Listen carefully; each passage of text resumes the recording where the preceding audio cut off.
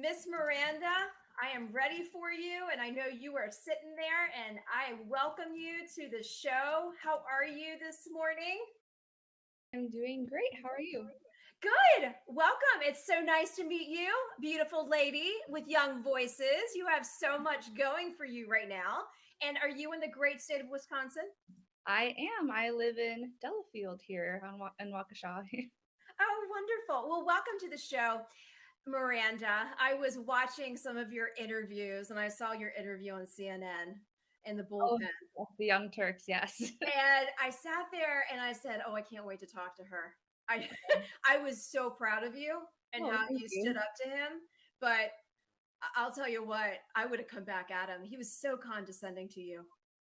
I mean, I was watching the show for a couple weeks. Yeah. Once I would be going on, and I was expecting it, so it wasn't I, anything that I wasn't. nothing, no shock, right? No shock. Yeah, because it's CNN. What do you expect, right? So, but I was very impressed by how you presented yourself, Thank and you. so well done, well done. For you are a new one to my show, Common Sense America. I have a lot of young voices on this show. I had Juliana Sweeney last week. We were talking about education. I've had Gabriella Hoffman, and I think very highly of young voices. So I'm just very impressed with what you guys bring to the table. So let's talk about what you have been working on. Tell the audience just a little bit about your background first, and then let's talk about some of your articles. I've been studying your Twitter account. You have a lot going on. So if you could share a little bit about what you do. Sure. So I'm a policy associate at the Wisconsin Institute for Law and Liberty in Milwaukee, Wisconsin. Mhm. Um, I went to Marquette University, also in Milwaukee, majored in political science and economics. And then I'm currently doing an online master's program with Norwich University to get my master's in public administration. Mhm. So that's kind of the main things going on for me right now, in addition to Young Voices, and then also being involved in a couple other community groups out here in Wisconsin. What got you into all of this? What was that moment in time saying this is what I want to do? I have God has given me this voice and I want to use it. What was that moment for you? That's actually a really interesting question because I remember having that exact moment. I literally walked to my parents' bedroom and I told them, I feel like politics is what I'm supposed to do. Yeah. I don't totally remember how old I was, but it was around the 2016 election when everything was, I thought at the time, the peak of polarizing politics. And I felt like it was my calling to be involved and try to understand what's going on, be able to communicate what's happening with other people, be involved in what's going on, making a difference, and also trying to bring people together and trying to build understanding. Mhm. But I had always been involved in politics. I mean, I was 8 in 2008. So sorry, I don't know if that makes anyone feel kind of old. Oh no, no. We're fine. We're fine. Continue, But continue. You're I good. remember it being, watching my parents watch the news and seeing how passionate they would get about the election that was happening. And I didn't understand anything that was going on, but that was kind of, I was interested in what was. And it just grew from there. And then, of course, being in high school during the 2016 election was the jumping off point. That's when I really started digging into it, Mhm. thinking that this could be something I really want to be involved in. And just kind of followed my heart from there. I almost majored in business because I thought that that would be a better job opportunity of a major to pick than political science. But I ended up following my heart and it has worked out for me. I'm very grateful for how it has so far. No, that's wonderful. Congratulations and well done. Well done. That's a really exciting for you.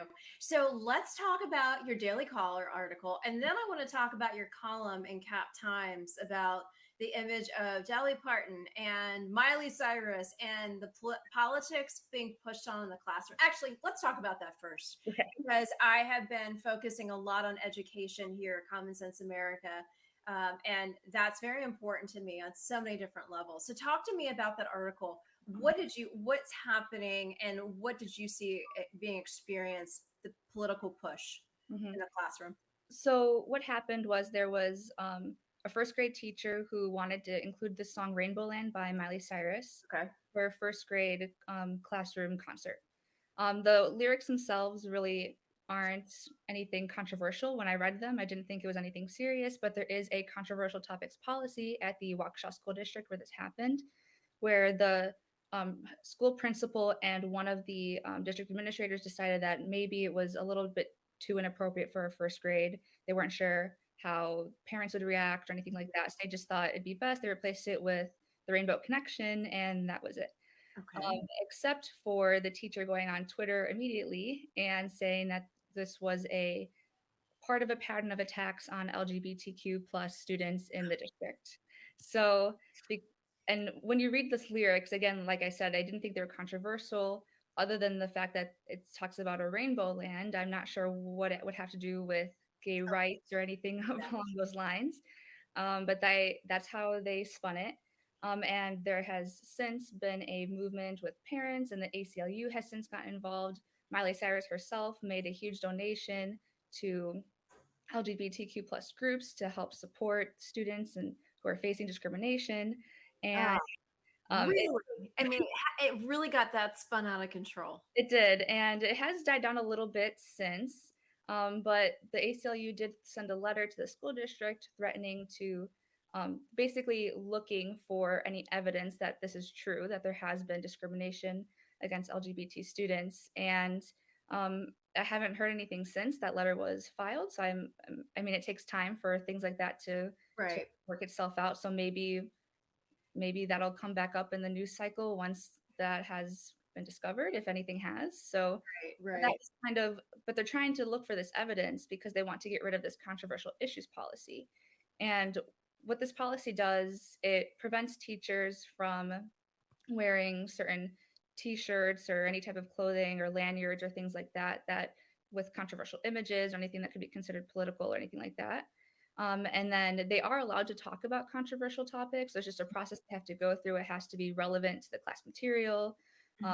They're even allowed to share their opinion about on the topic in the classroom with their students, as long as it's after student discussion has ended, so that they're not influencing the student discussion on those topics. So I feel like, I mean, I'm reading it and I'm thinking it's a very reasonable thing. You know, the school district is perfectly in their right to have that type of topic or type of policy in the school. But they're saying that this policy is the reason that supposedly there's been more discrimination against gay students in the district, which doesn't make any sense. They're saying that there has been an increase in bullying, which there's no evidence of based on district numbers. But even if there had been, why would that be because a teacher's not allowed to wear a gay pride flag on their lanyard or something like that? Why wouldn't that be the fault of the anti-bullying policies the school has? You know, that they're still protected under that. And then they're also trying to claim that it's a violation of free speech, which also isn't true, because teachers are federal or just government employees. And government employees don't have the same protections of free speech under the law. The government's allowed to put restrictions on that. And I listed the multiple court cases that there have been at the Supreme Court in my piece about why that's the case. So they're well within their right and to have this on teachers, but then they were also trying to prove that by saying that students have been suppressed, that the Gay Straight Alliance hasn't been allowed to put locker signs on their locker, which is hearsay as of right now. I guess we'll find out through the ACLU letter if any of that turns out to be true. But even if it does, again, this policy only applies to teachers. There is not a student equivalent to policy. So again, that would be this wouldn't be the policy that comes under fire for, essentially. So they're using all these excuses to get rid of this one policy, knowing that if this policy goes away, they'll be allowed to put gay pride flags back in their classrooms or wear political messages on t-shirts. That's their goal. It's not protecting students the way they're making it sound. Yeah, no, it does. It's so distorted on so many different levels. You hear, it sounds like gaslighting is involved. It sounds like there's a money trail involved. It just sounds like there's a lot of under radar things that are stirring the pot to just make it worse versus better and clearing this up. Okay, let's talk about the very heartland of America, the beautiful countryside, the beautiful aspects of America, and that is where you live, Wisconsin, and so many other beautiful parts. I loved Iowa.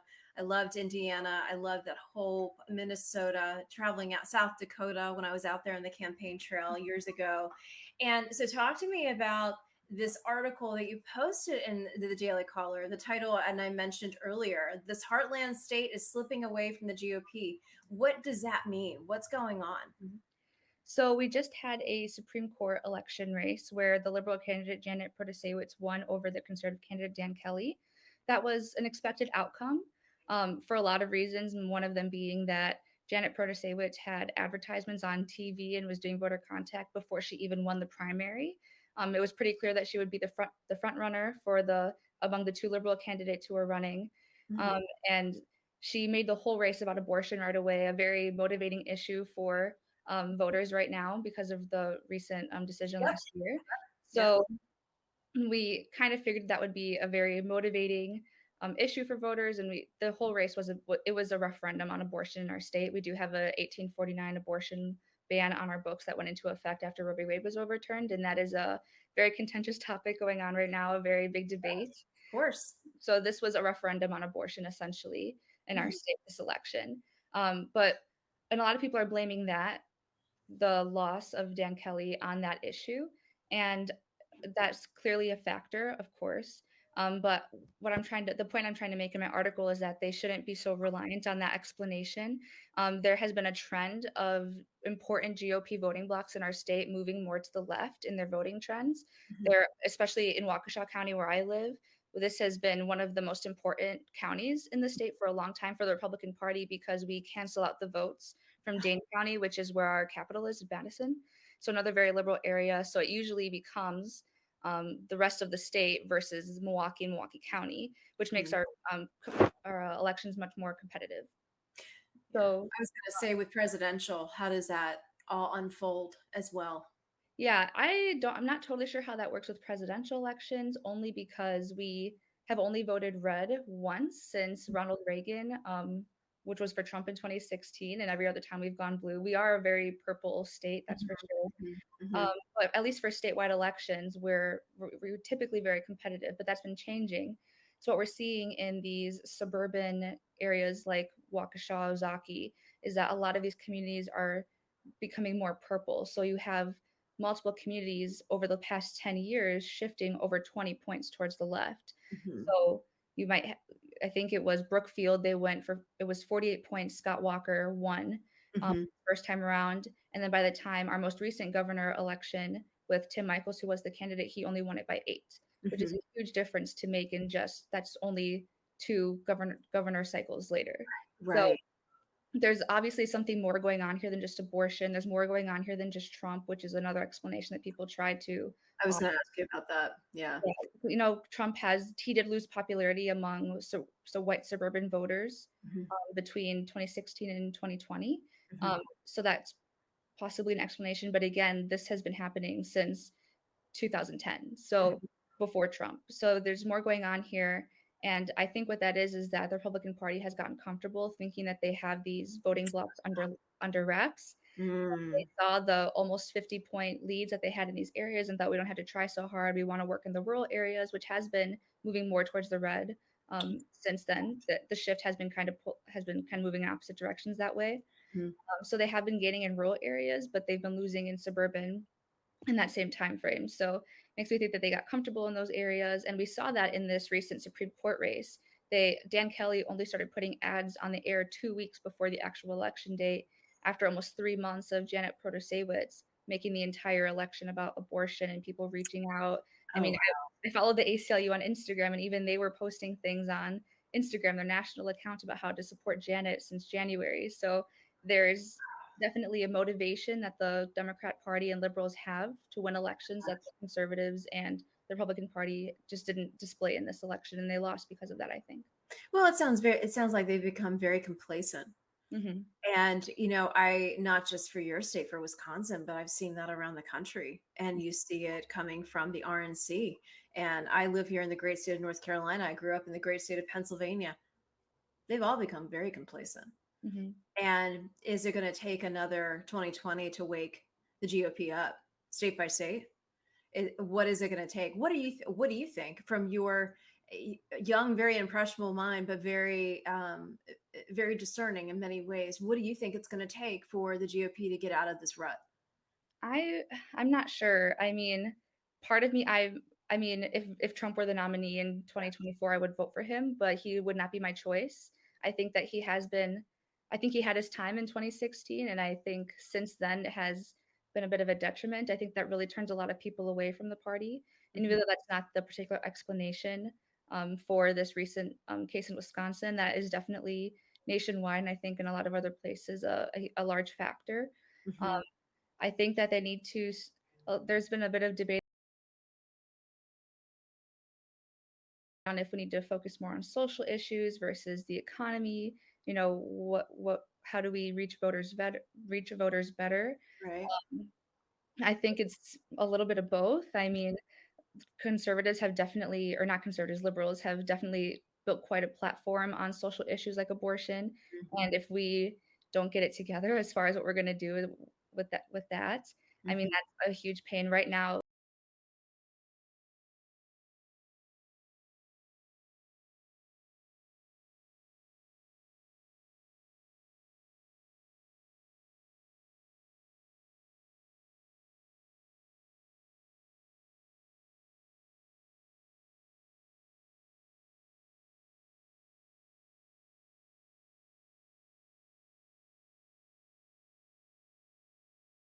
In Wisconsin, there's a huge divide in our party, our state party.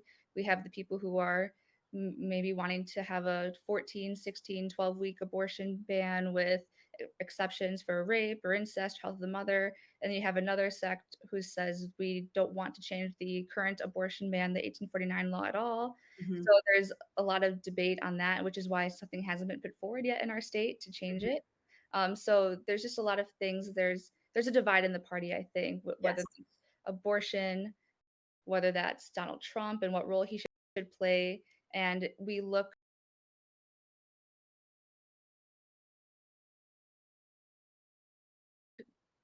don't look unified in what our goals are.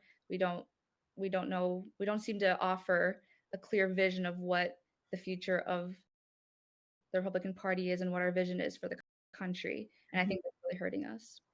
So, from your generation perspective, and I've been hearing this, I do a lot with Turning Point USA as well, and I've been hearing this from my team members there, and it's I went to CPAC, covering CPAC. I've done CPAC for 20 some years, so I've seen so many different aspects. But from your standpoint and your generation focus, I'm hearing that it's a divide between Trump and DeSantis.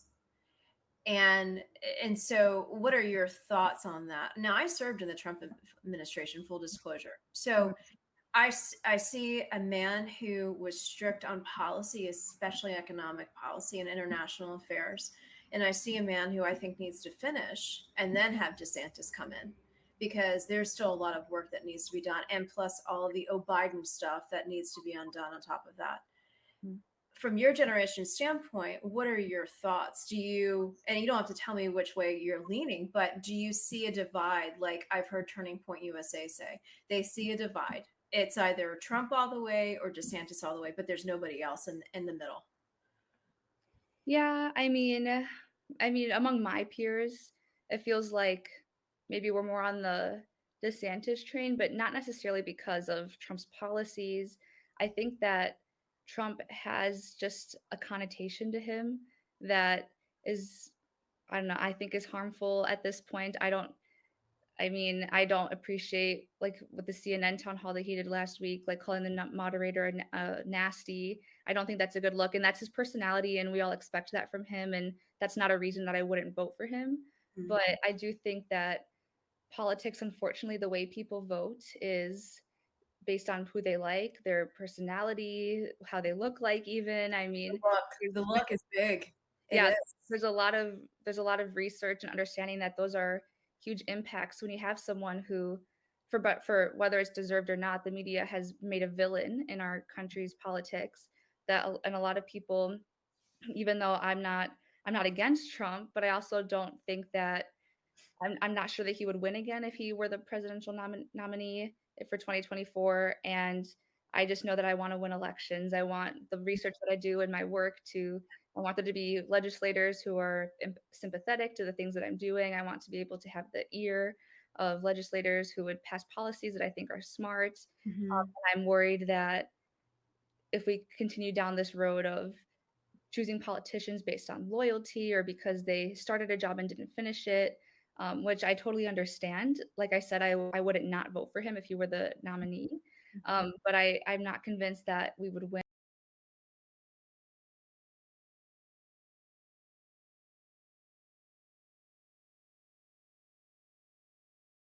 And I'm not convinced that we would continue winning in the future Mm. for our ultimate goals down the line. What are some of your policies that you are very concerned about and that you would hope to see the next Republican president take on? One of my main issues of research right now is healthcare. Um, Okay. I've in our state, we're actually working very closely with price transparency legislation, trying to get that passed through, which is something that Trump did at the federal level in 2018. I would love to see even more things. There are so many different types of policies and um, honestly free market innovations in healthcare that we could help promote and support through our legislation that would help lower costs and make it more accessible that Mhm. you don't see happening very much in Mhm. states or at the federal level. Mhm. That's something that I would love to see the Republican Party take more of, Mhm. take more on. So that's certainly one thing, and just Mhm. general affordability. I mean, housing is expensive, and there are so many free market ways to fix that. Mhm. With the zoning regulations and Mhm. there's a lot of things that we could do, a lot of issues that Democrats seem to have their thumb on.